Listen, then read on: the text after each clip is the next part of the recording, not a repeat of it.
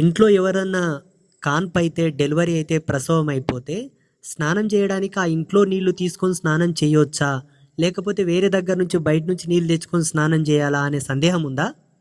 సంతోషం.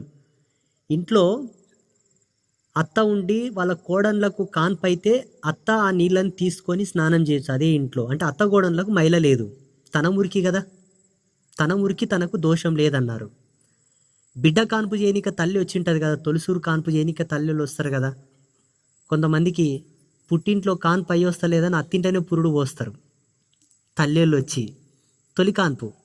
అట్లా పుట్టింటోళ్ళు వచ్చినా కూడా ఆ పుట్టింటోళ్ళ దాంట్లో కూడా అమ్మాయి తల్లి, అమ్మాయికి అక్కా చెల్లెళ్ళు ఎవరన్నా వచ్చినా, అమ్మాయికి వదినోళ్ళు ఎవరన్నా వదినోళ్ళు వచ్చినా వాళ్ళు అదే ఇంట్లో నీళ్ళతో స్నానం చేసిన దోషం రాదు.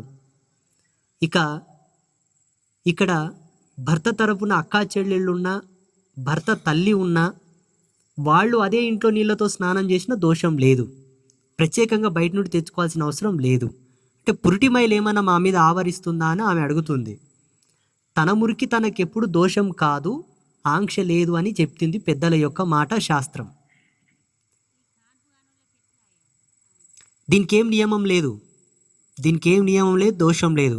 ఇక పురిటి మైల కూడా 21 రోజులు ఉంటుంది. 21 రోజు తర్వాత ఏముండదు.